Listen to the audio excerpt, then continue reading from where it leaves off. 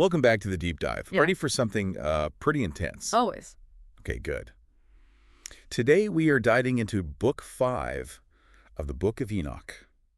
Ooh. It's also called the Epistles of Enoch. Interesting. Now, you might already know Yeah. about the Book of Enoch's crazy history. Yeah. Very controversial. Super controversial, deemed too much for the official Bible by a lot of folks, Right? but it was really popular with the early church fathers. Exactly. Yeah. And get this, it was also found With hanging out with the Dead Sea Scrolls. the Dead Sea Scrolls. Yeah.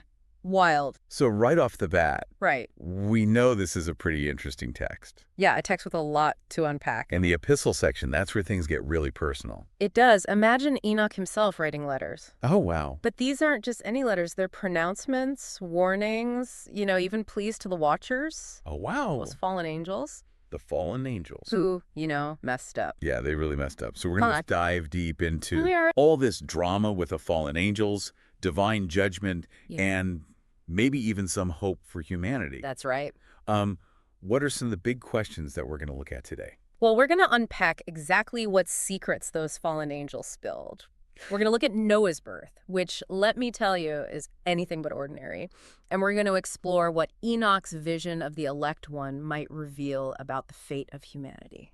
Okay, so Buckle up. It's going to be a wild ride. I'm so ready. So the epistles of Enoch, they open up with, a really serious scolding They do. of the watchers. It's serious business. Yeah. Big time. They're called out for not being steadfast and for, For bad-mouthing God. talking smack about God. Basically, yeah. It's like they thought they knew better. Absolutely. The epistles are all about righteousness, and this rebuke, it shows how the watchers became spiritually arrogant, and they turned away from divine authority. Okay, so, And the text really hammers home the consequences of their actions. yeah, it talks about their days being, execrated and their years perishing. Gets intense. Yeah, it's super intense. Yeah. And things get even more intense when we get to what they actually taught humanity. Oh, yeah.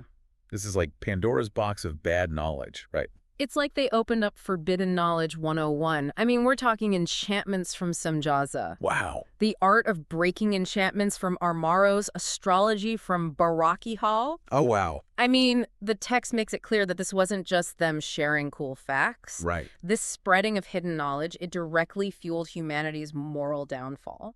So they gave humanity this taste of power, They did. but humans weren't ready for it, Not at all.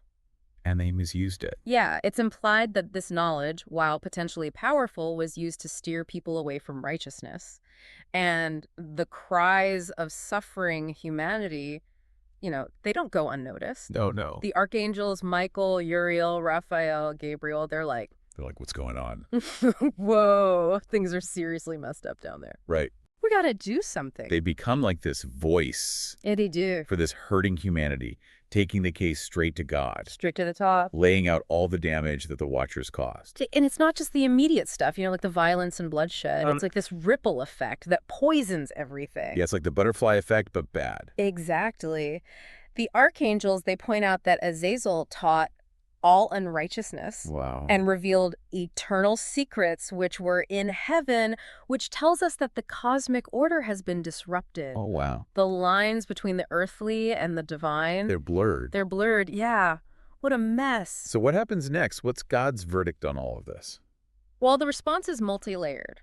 First, Noah gets a divine heads up.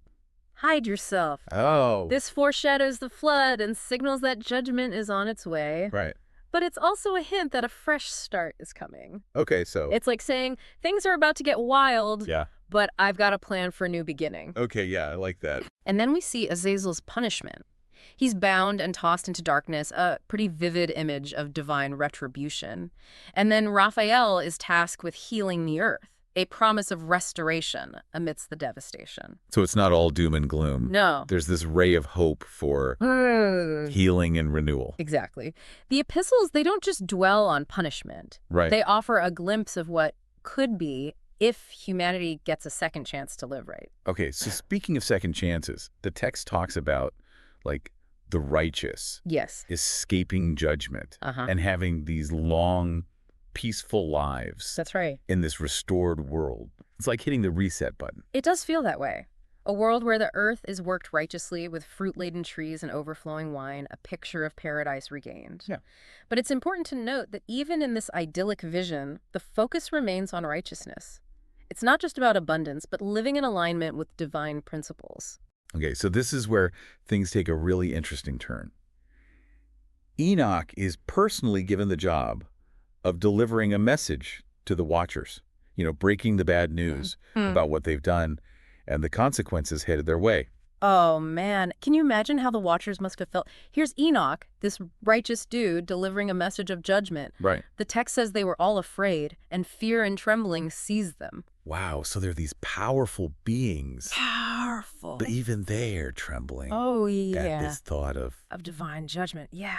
And then, get this, they even beg Enoch to write a petition for them. Really? Hoping for forgiveness. It's a Yeah. turning point. Yeah. They're confronted with the weight of their actions. Right. And they actually seek reconciliation with God. Wow. But it's not that simple, is it? So what happens? Their plea is rejected. Oh, cow. They're told they have to face the music. No shortcuts. Their beloved sons, the Nephilim, will be destroyed, and there's no escaping the consequences. Okay, so no escaping the consequences. And then we jump into Enoch's visions. Enoch's visions, guided by the angel Uriel. Guided by Uriel. And things get Pretty surreal. super surreal. 1 minute, he's in this chaotic place, neither heaven nor earth, where fallen angels are imprisoned. Oh, wow. The next, he's shown this fragrant tree What? that represents eternal life and righteousness, Oh, wow. but it's off limits to mortals until Judgment Day. It's like this little, A little tease. here's what you could have. Exactly, a tantalizing glimpse of what awaits those who stay true to God's will. Right. But for now, it's just out of reach. So near and yet so far. Exactly. And then Enoch is taken on this whirlwind tour to the ends of the earth, across mountains and seas. He sees the stars, the winds, the very foundations of the cosmos. He is becoming like this cosmic historian. He is. Entrusted with knowledge that most humans will never even grasp. And that's a crucial point. The epistles aren't just a story. They're presented as a direct download from the divine, Wow. meant to guide us, warn us, and offer hope for a future where righteousness wins. Okay, so we've got the divine pronouncements, these epic journeys, and now we're reaching one of the most powerful parts, I think, of the epistles, which is Enoch's face-to-face with the elect one. Yes. This figure is often seen as a messianic figure, and he represents this Righteousness. Like pure. pure righteousness and justice Justice. in its purest form. And Enoch's desire to be near the elect one is Palpable. so palpable. You can feel it. He wants to be part of that world where righteousness reigns supreme. It makes me think about just that longing for a world that's free from pain Right? and the corruption that we see. It reflects this deep longing for a world free from the pain and corruption that's plagued humanity. But Enoch's visions also reveal the divine court, where angels constantly praise and glorify God. And it's this constant reminder of God's awe-inspiring presence and this overwhelming sense of holiness that just permeates the heavenly realm. So he even learns the names and duties of the four archangels: Michael, the merciful and patient one; Raphael, the healer; Gabriel, who's associated with power; and Phanuel, who represents repentance and hope.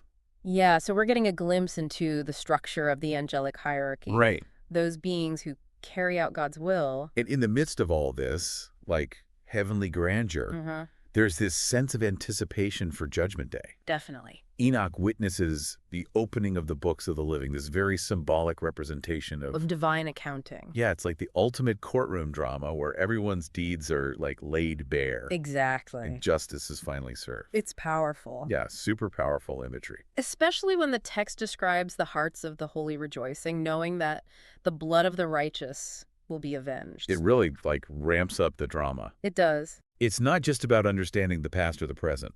It's about this anticipation Exactly. for the future. For a future where righteousness is vindicated. Yeah, so at the center of this future is the elect one.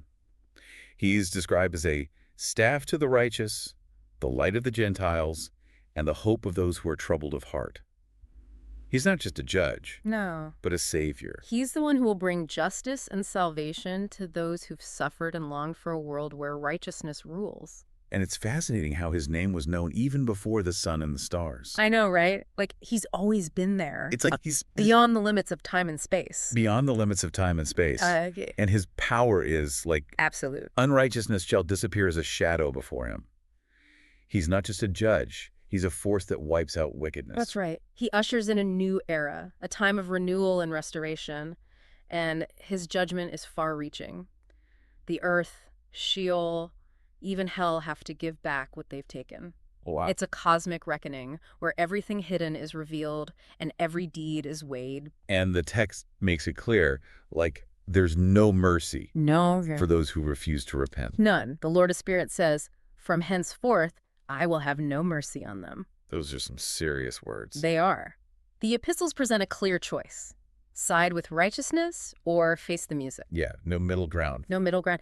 But it's not all pronouncements and warnings. Right. Enoch's visions, they continue. Yeah. They become even more symbolic and intricate. So where do we go from here? What other mysteries are revealed in his visions? Well, next time we'll delve deeper into the symbolism, exploring visions of mountains of iron, copper, silver, gold, and lead, Okay. and what those might represent. And we'll examine angels measuring the earth with cords. I am. It's all about establishing righteousness as the foundation of a new world. So ready to dive back in. Me too. So last time we left off with Enoch witnessing these incredible visions, like these glimpses into the workings of the divine court and the coming judgment. But it's not all just like pronouncements and cosmic tours.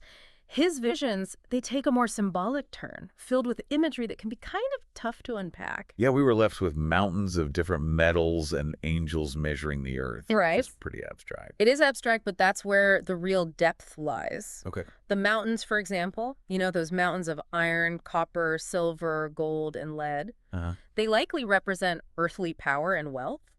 But the angel makes it clear that in the presence of the elect one, all that material stuff, it just melts away like racks before fire. That is such a powerful image. It is. It's like saying all that worldly striving, all that grasping for possessions and status, Yes. it just becomes meaningless Absolutely. when you're faced with this true righteousness. Precisely. It underscores the message that the epistles just keep hammering home.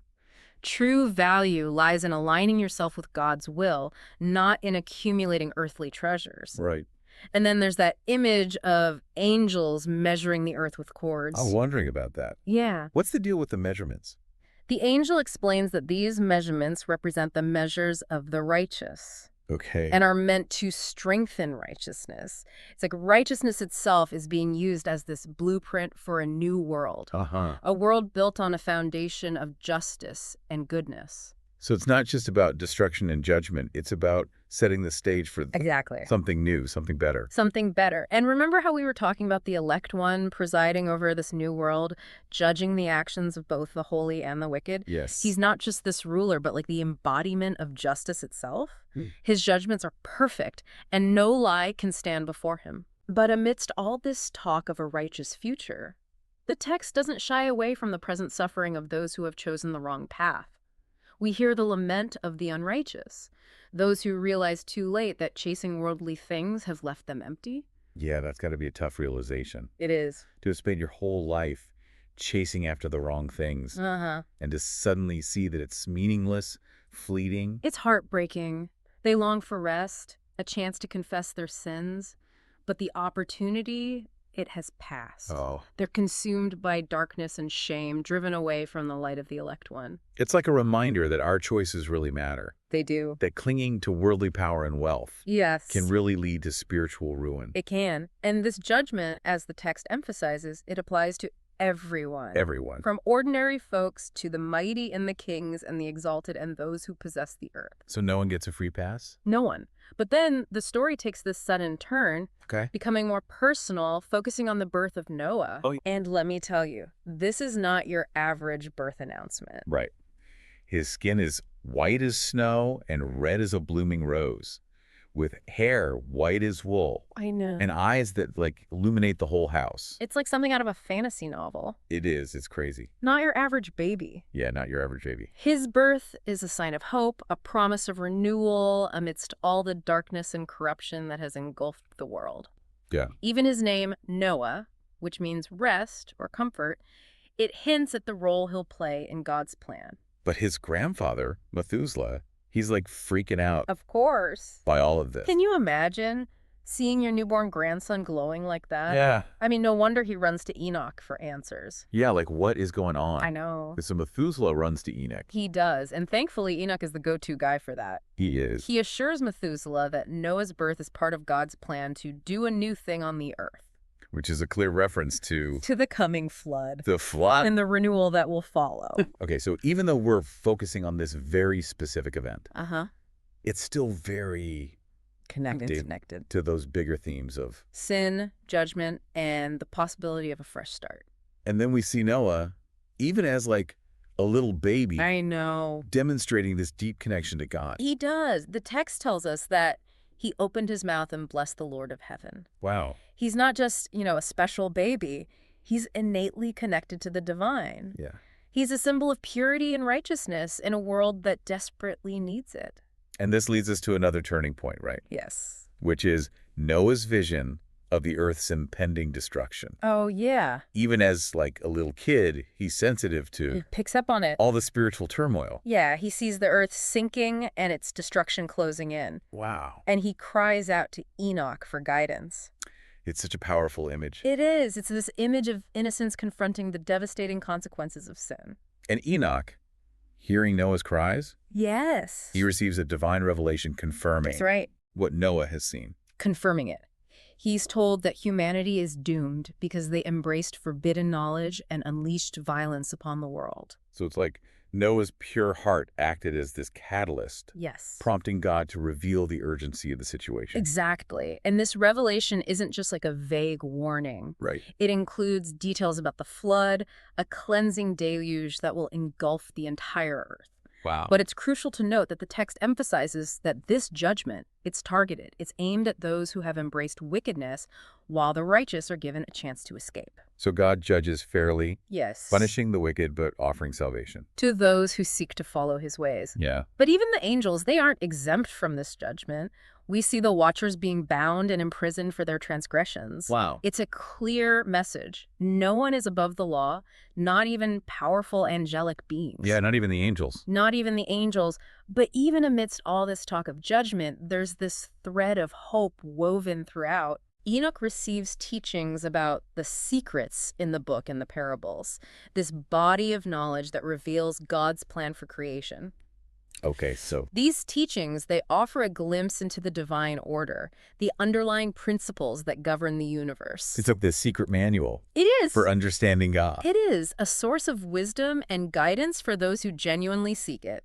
And one of the most fascinating concepts revealed in these teachings is the divine oath, the unbreakable covenant that sustains the cosmos. So it's like God is saying, no matter how bad things get, Yes. my promises are true. True. Creation will continue. Exactly. It offers comfort and stability amidst the turmoil. Yeah, I like that. And the angels themselves, they rejoice in this revelation, glorifying God and praising that Son of Man. Which is another reference. Another reference to the elect one, Okay. the embodiment of righteousness and justice. So it really highlights the importance of the elect one, not just for us, But on a cosmic scale. on this grander cosmic Yeah. scale, his name is known and celebrated throughout the heavens. He's at the center of everything. Okay, and Enoch, having received all of these teachings, he continues his journey through the heavens, witnessing these like breathtaking visions. Breathtaking. He sees the righteous dwelling in this place of peace and joy, their faces shining like snow. Wow, it's like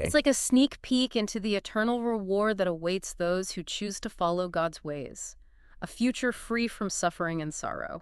sounds beautiful. It does, doesn't it?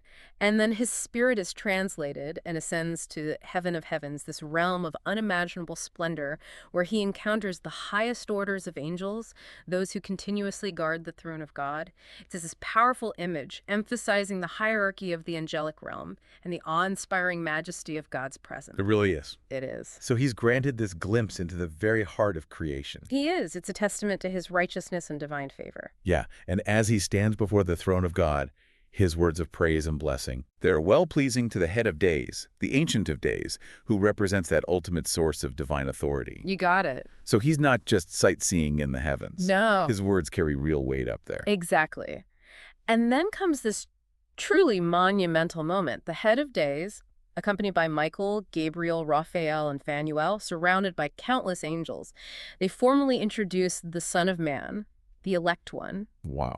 He proclaims, "This is the Son of Man who is born unto righteousness, and righteousness abides over him, and the righteousness of the head of days forsakes him not." It's like a cosmic coronation. It is. And then the head of days, he addresses Enoch directly, saying, "He proclaims unto thee peace in the name of the world to come, for from hence has proceeded peace since the creation of the world, and so shall it be unto thee forever and forever and ever." It's just overflowing with this hope and I promise. know. This new era that's coming, a time of peace and righteousness that will last forever. Forever. And Enoch is entrusted with delivering this message to humanity. He's the chosen messenger, the conduit for this revelation. And his role is crucial. He's not a passive observer, but an active participant in God's plan. And after this incredible encounter, he returns to his people, carrying the weight of his visions, the knowledge of the coming judgment, and the promise of a future renewal. He's tasked with sharing this knowledge, preparing his people for the challenges and transformations that lie ahead. It's a heavy burden, but also a profound privilege. And that responsibility is passed on to his son, Methuselah, It is. who's entrusted with preserving and sharing Enoch's writings. That's right. And these writings, as we've seen, are full of wisdom and insight. They reveal the secrets of creation, the inner workings of the divine court, the consequences of sin, and the hope of redemption. They're a guide They are. for anyone who's seeking to understand God's ways. And a warning to those who persist in wickedness, and a beacon of hope for a world longing for righteousness. And Enoch's revelations, they don't end there. They don't. He continues to receive visions and dreams, each one deepening his understanding of God's plan. And one of these dreams, shared with Methuselah, is particularly vivid and symbolic.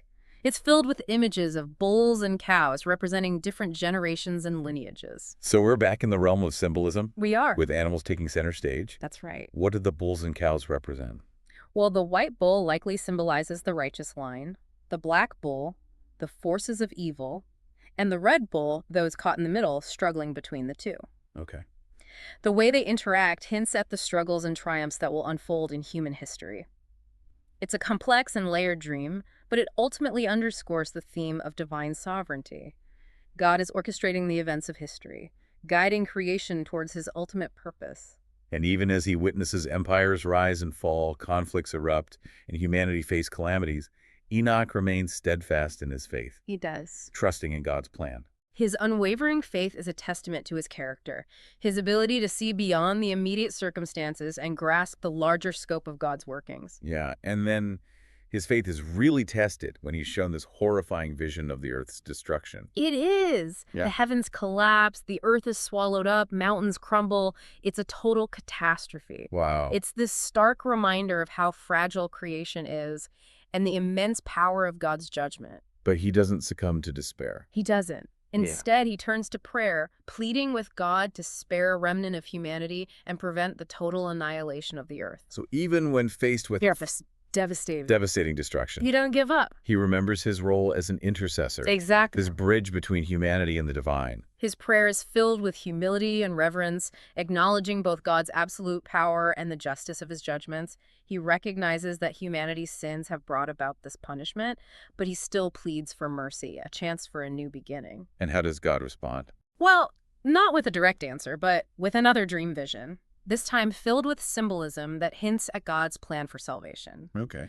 This dream vision, as we'll see, offers a glimmer of hope amidst the darkness, a promise that God's purposes will ultimately prevail, even in the face of seemingly insurmountable challenges. So even though we're deep into the heavy stuff, Mm-hmm. the sin, the The judgment, fragility of creation. the epistles of Enoch, they still offer this message of hope and redemption. They do. It's a roller coaster of emotions. It really is. It is. The epistles remind us that even in the darkest of times, God's faithfulness endures, and his plan for humanity's salvation is constantly unfolding, leading towards a future where righteousness and peace will finally reign supreme. Okay. But this particular dream vision is pretty complex, Okay. filled with layers of symbolism that we'll need to unpack carefully. So what new symbols Yeah, and imagery we're back to animals. does Enoch encounter? We are, but this time it gets even more intricate. We start with a white bull, then a heifer, followed by two more bulls, one black, one red. Buckle up because we're diving deep into symbolic territory. Okay, so last time we were trying to figure out all those animals in Enoch's dream. The white bull, the heifer, the black and red bulls. It's like we're decoding some kind of, secret divine message. Yeah, and you know me, I love a good puzzle. Of course. What about those colors, especially that, like, stark contrast between the white bull and the black bull? Yeah, that classic good versus evil, it's definitely there. The white bull probably symbolizes purity, righteousness, maybe even a messianic figure. And the black bull, well, it's the opposite. Darkness, sin, all that. Okay, that makes sense. Yeah. But what about the red bull? He gets gored by the black bull and then just disappears. Does that mean, like, if you succumb to evil, you're just gone? It's a pretty disturbing image, I know. I don't think it necessarily means being completely wiped out, but maybe more like being overshadowed, taken over by those darker forces. So it's a warning then, right? Yeah, like a cautionary tale. Stay aware, fight those temptations that can pull you off course. Because they're always there, it seems. Mm. But then we have that white cow, who I'm guessing is like the gentler side of righteousness, and she's searching for the lost red bull. She doesn't give up on him. I love that you picked up on that. It's like this persistent hope or refusal to abandon those who've strayed. And she actually finds him, right? Yeah, the white bull eventually comforts her, brings a kind of peace to the scene. So there's still hope then. Even for those who've, made some bad choices. It definitely suggests that. The dream doesn't spell it out, but it hints at the possibility of reconciliation, of being restored. Okay. But then, of course, the dream shifts again. Naturally. Where do we go next? Well, now there's this narrow, deep, terrifying abyss, a place of darkness and despair, probably symbolizing judgment, maybe even hell itself. And that's where all these creatures are thrown in, right? The elephants, camels, asses. Then they start fighting each other and the whole earth shakes. It's like an apocalyptic movie. And that's exactly the point. Sin has this destructive power. It messes everything up. People, relationships, communities, even creation itself can't escape it. It's like this ripple effect, but on a cosmic scale. And then it gets even crazier because then even stars are falling into the abyss. The star? Remember, stars often represent angels in the book of Enoch, especially the fallen ones. So this could be showing us their fate cast out of heaven for rebelling against God. So no one is above the law. Not humans, not angels. Exactly. God's justice applies everywhere. But then there's a shift. Remember that white bull, the symbol of righteousness? Yes. He's given these secret instructions and starts building a huge vessel. The ark. Exactly. So even as the world is heading towards judgment, God's already working on a plan for salvation. Judgment and mercy, side by side. That's a great way to put it. And then 3 other bulls join the white bull in the ark. They're probably not just random passengers, right? Yeah, I figured they represent something. Maybe different aspects of righteousness. It's definitely possible, like a mini version of the righteous community seeking shelter from the storm. Makes sense. But then the dream jumps ahead. After the flood, it's like watching creation in fast forward. Animals are born, sheep, wolves, boars, even a wild ass. It's kind of overwhelming how quickly everything multiplies. It really is. Maybe it's showing us this rapid evolution of different types of people, different ways of living. And then with all that diversity, conflict follows. Right. The sheep, those symbols of innocence, they get attacked by the wolves and all these other predators. So the battle between good and evil, it doesn't just stop after the flood. It's an ongoing struggle. But then, check this out. One of the sheep grows this huge horn and its eyes are open. It's like a new leader is emerging. Okay, I see where this is going. A leader with a big horn. What happens next? Well, of course, that horn becomes a target. Those predators, they try to break it like they're threatened by this newfound strength. But they can't break it. They can't. It even gets a sword and fights back, driving those beasts away. So righteousness wins. At least for now. But then the white bull, who's now transformed into a man, falls asleep and dies, leaving the sheep alone. Wow. It could foreshadow Noah's death, or maybe the idea that even the best leaders can't be around forever. Eventually you have to stand on your own. So the sheep have to figure things out for themselves. What happens to them? Well, the dream goes on. More challenges. This time it's eagles, vultures, ravens, all these symbols of oppression and temptation. Evil never really sleeps. But the sheep aren't just helpless victims anymore. Right, they've grown stronger. And that's when the dream ends. Enoch wakes up, totally overwhelmed by everything he's seen. The text says he's weeping because I had seen that vision. It really emphasizes the power of those revelations. He's seen the future, God's plan unfolding, and it's both amazing and terrifying. Wow. What a journey. The dream might be full of symbols that are hard to understand, but it definitely shows us that sin, judgment, the fight between good and evil, and the triumph of righteousness are central to everything. Exactly. And it also shows us how important faith is, how we need to persevere and stand up against evil no matter how tough things get. But remember, these visions weren't just for Enoch. He had to share them, to teach future generations. That's right. It's like a guidebook, helping us understand this world, a world where it can be really hard to live righteously. That makes a lot of sense. So as we finish up our deep dive into the Epistles of Enoch, what are some of the things you hope people will think about?